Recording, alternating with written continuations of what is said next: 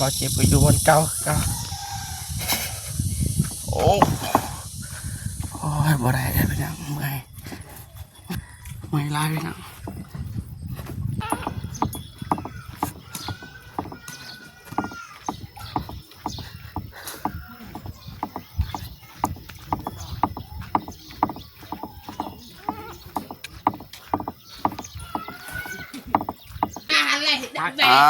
บ่มีรถนะรถจักรใช่อันนี้เราจะได้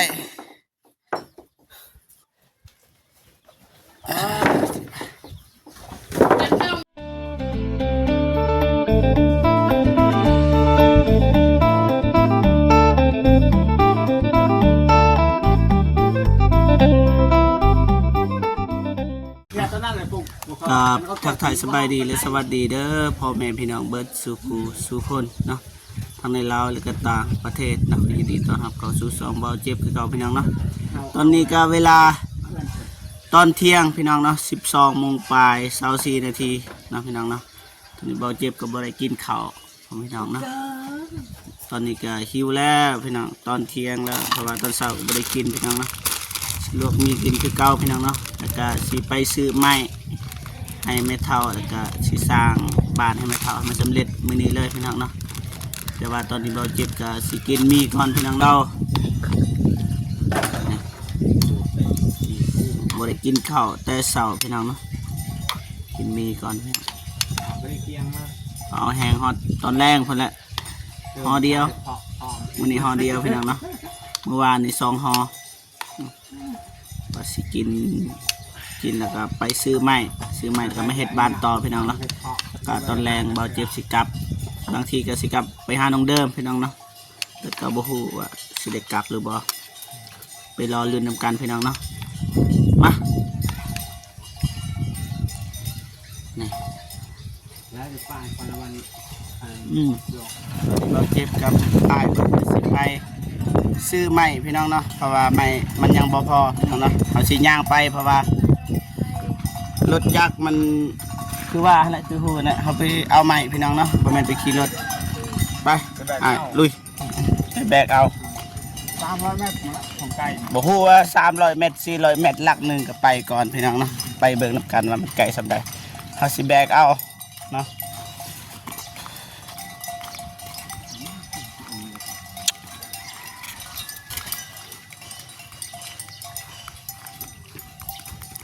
ไปให้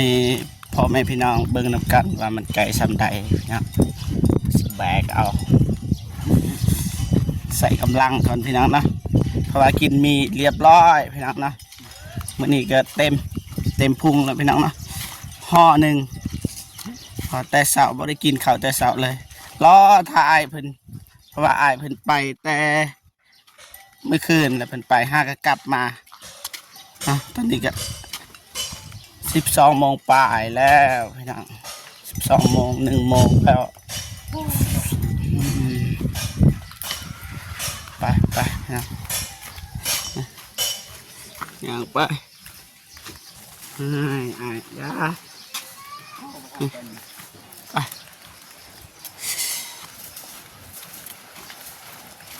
ไปแบกโอ้ฝนตกพี่น้องเว้นได้บันป้าเจ้าพักผ่อนกันว่าไอ้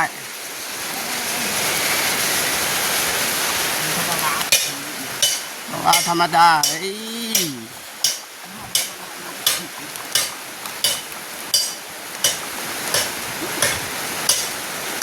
บุ้งฝนตกพี่น้องเนาะ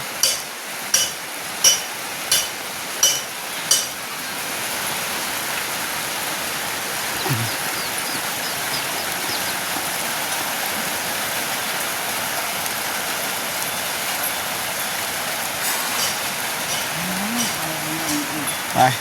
ฝนตกกระสูไปทำกันพี่น้องกระสูเบิ้งคลิปอะไรพี่น้องนะฝนตกบ้านน้องจันพี่น้องเนาะนี่บ่ฮู้ว่าน้องจันอยู่หรือบ่พี่น้องเนาะ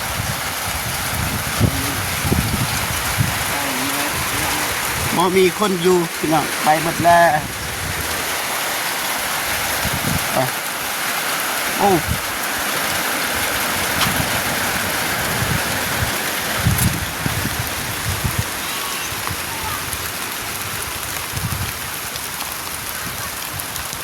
หัวแบกได้หรือบ่เขาสิเอา4 เซนพี่น้องนี่คนละ2บอกได้4 แสนโอ้ย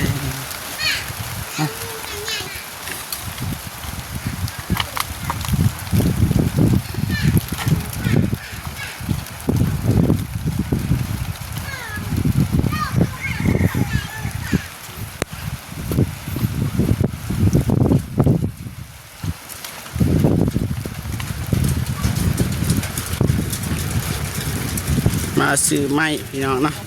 เมื่อคืนเบาเจ็บกับไอ้เพิ่นกับมานี่คือกันพี่น้องเนาะมาเว้าเรื่องไม้เนาะเอากับเว้าราคาเป็นทีเฮพอพี่น้องเนาะเส้นละ30,000 กีบพี่น้องเนาะโอ้ตอนนี้เอื่อยเราสิอยู่หรือบ่เพราะว่าอายเราไปแต่เสาร์แล้วจะเอื่อยเพิ่นนี่แป้นตัวนี้นี่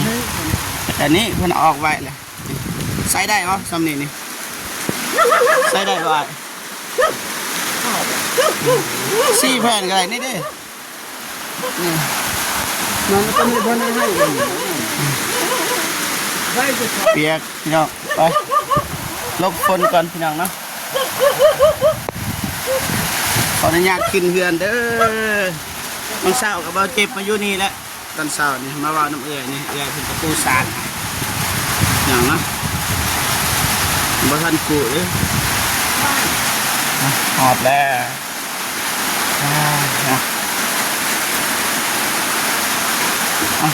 เอื่อยแล้วไปใส่น้องบอกให้เอื่อยแล้วถ่าแล้วเด้เพราะว่าตอนเศร้าน้องก็มานี่นะนี่เดี๋ยว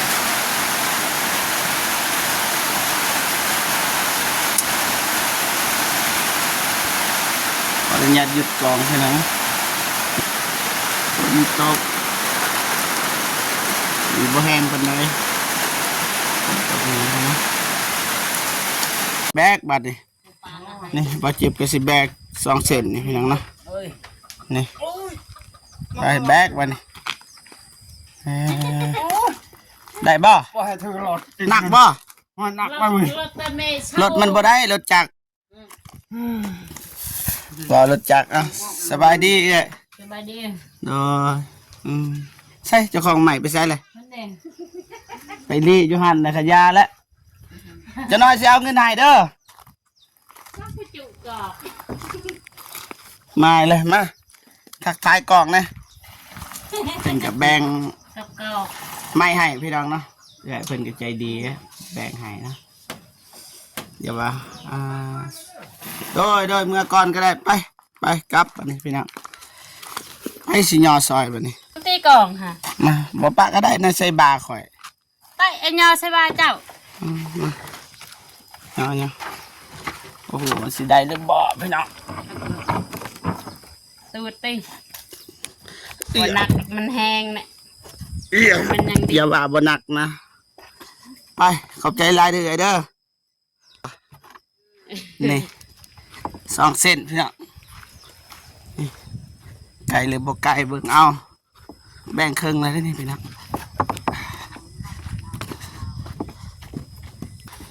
ไปเมื่ออายเพิ่นเมื่อปาดเลยพี่น้องวะ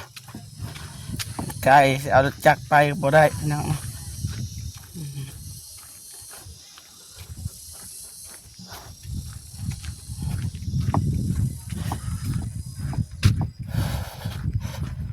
ไปพี่น้อง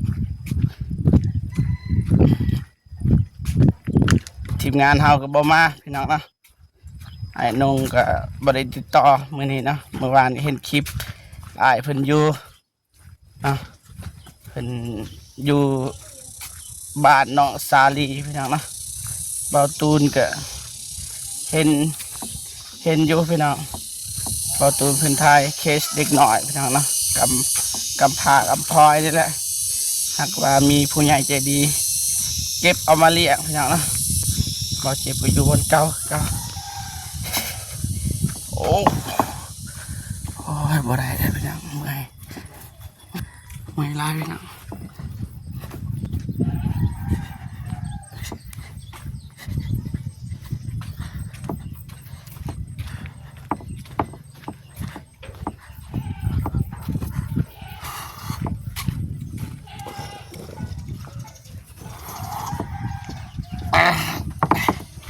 เจ็บบ่า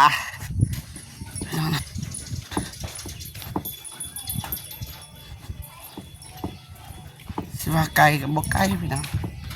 เอาบ่เคยเฮ็ดเวียกหนักรู้สึกว่าเมื่อย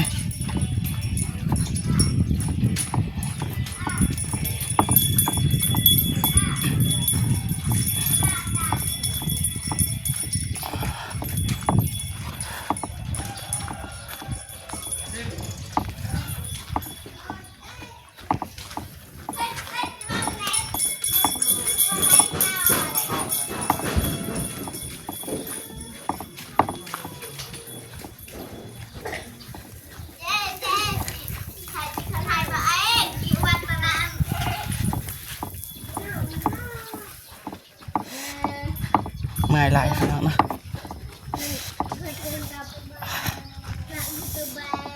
โอ้อายเพิ่นหอดแหละพี่น้องนะ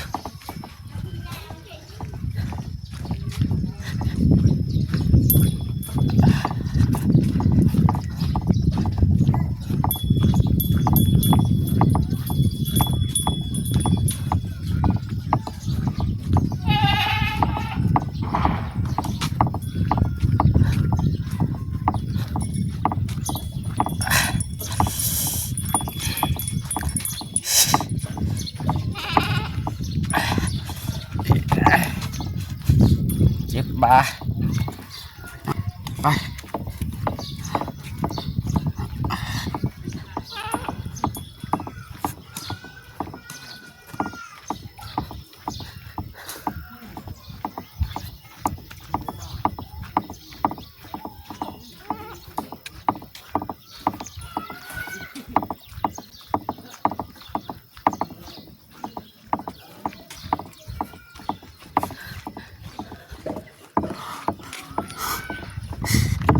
หอนนี่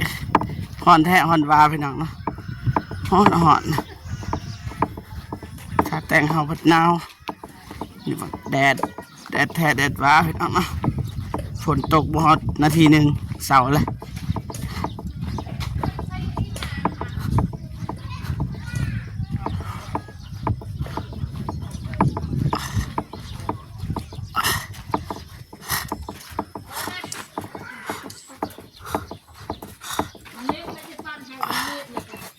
หอนแล้วพี่น้อง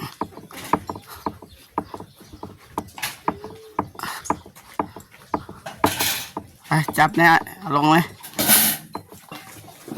จงเลิกอะไรแบบ บ่มีรถนะรถจักรก็ใช่อันนี้เราจะได้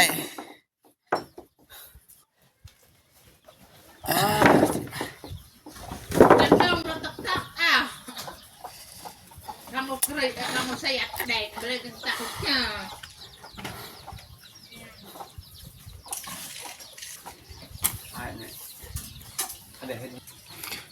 เห็ดต่อเลยบ่หรือว่าสิพักพร ตัว เห็ดเลยบ่ เลยเห็ดสั่น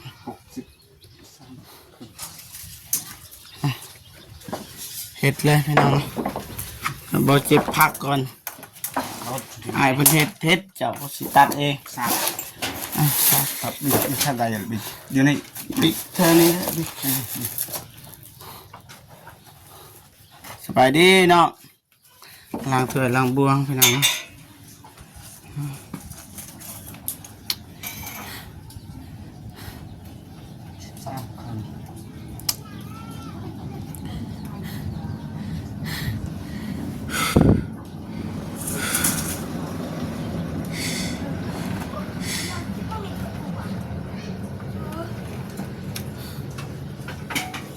มาสิเลย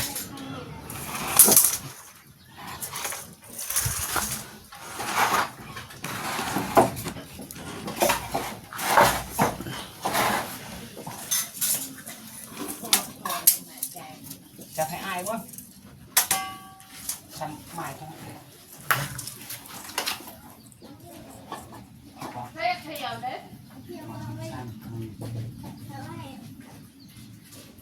นี่ยัง63คืออันนั้น64ครึ่งแล้วตัวนั้นฮะให้ ไปเอาน้ำเที่ยวมาเที่ยวมาข้าวปุ๊บ 63ก็อยู่นี่63ตัวนั้น64ได้ นี่คน อันนั้น64เนี่ยอ๋อถือแล้วมาสิเรือ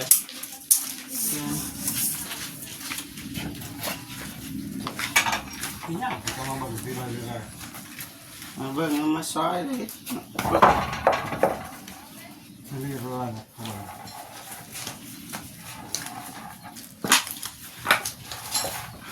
งามบ่คิดก่อนเอาไว้เดี๋ยว น้ำเบาเจ็บบ่ม่วนบ่เมื่อยบ่ ถามมาเมื่อยหรือบ่เมื่อย ตอนนั้นเมื่อยเนี่ยประคอนจะกินน้ำไร ก็พักผ่อนนำกันได้ มันเจ็บบ่านะ แบกไม้แล้ว500 เมตรนี่แหละ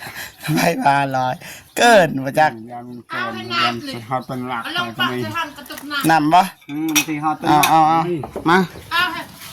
แม่เล เริ่ ย มมาลง ไอ้อับเอาเนี่ย 4 เมตร พกผ่านกว้างจึงเฮ็ดอีกมือแล้วก็แบกไม้ แมนแบกใหม่เมื่อยยังสิเฮ็ดอีก โอ้เจ็บบ่าเลยโอ้ย นี่เราก็ว่าถือหลอด สิฮอด รถชื่อตี้วิโก้หัน แล้วก็ตักแต่ หายืมรถตอกอะนะกระบอยังสิไปแบก เบ้า อืม มาชื่อมาจับให้ช่วยกันครับ นี่มาสิเฮ็ดต่อตัวนี้อีกเดี๋ยวก็สิเฮ็ดประตูบางทีก็สิเฮ็ดนอกซานอีกหน้อยหนึงพี่น้องเนาะ เอาแล้วก็ บ่ฮู้ว่ามันสิเป็นแบบใด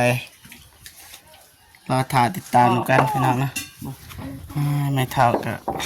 3 อยู่ในพี่น้องนะบ่อยากรบกวนยานว่าแม่เพิ่นพักผ่อนพี่น้องนะบ่อยากรบกวนบันไดนะเทียบเบิ่งพี่น้องนี่บ้านเก่า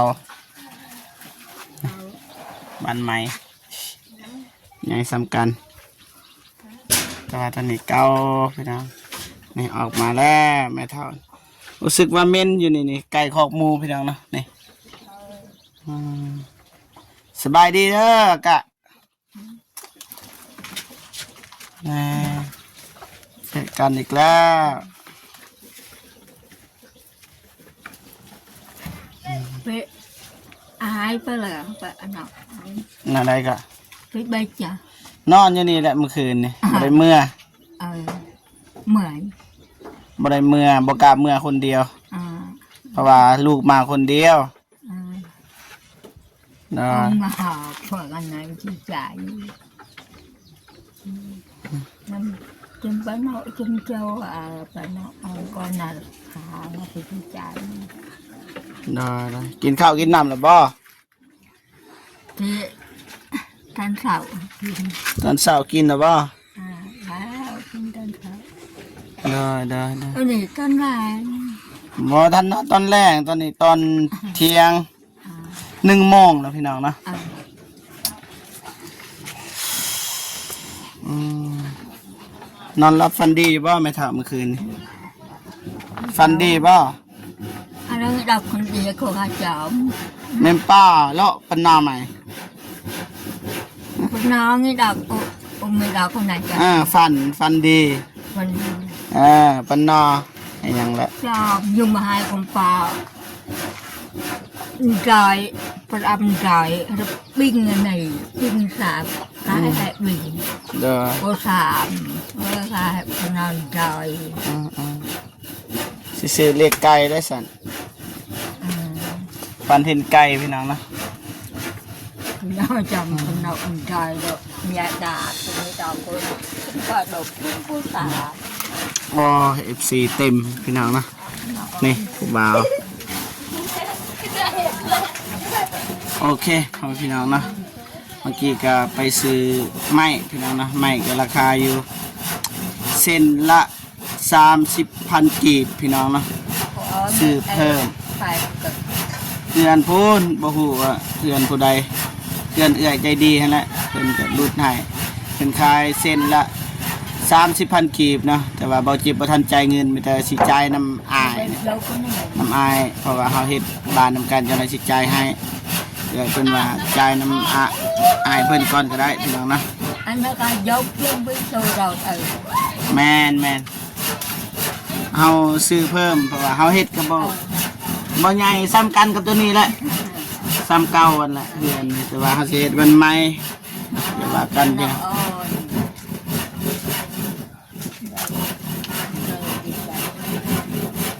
ส้มเชยสบายดีดีใจแม่พี่น้องพี่น้องเนาะโอเคมีแต่ว่าเบาเสียสีจบคลิปก่อนพี่น้องเนาะจะได้ก็ขอบคุญขอบคุณนะผู้ใหญ่ใจดีแม่แสงจันทร์เนาะที่เอาเงินให้เบาเจ็บไปสร้างบ้านให้แม่เฒ่าเนาะจะได้ก็ขอให้แม่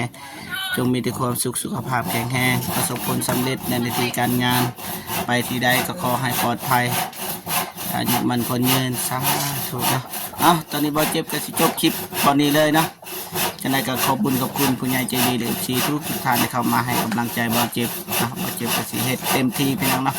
มื้อนี้ก็คนเดียวคือเก่าพี่น้องเนาะแต่ก็สิเฮ็ดมันแล้วเลยพี่น้องเนาะเพราะว่าผู้ใหญ่ใจดีเพิ่นก็ไว้วางใจเฮาสิเฮ็ดเต็มที่เนาะโอเคมีแต่ว่าเบาเจ็บสิจบคลิปวันนี้เลยเนาะจะหน่อยต่อคลิปใหม่พี่น้องเนาะเฮาสิเฮ็ดบ้านให้แม่เพิ่นเลยเนาะโอเคสบายดีเด้อบ๊ายบายพี่น้องเนาะ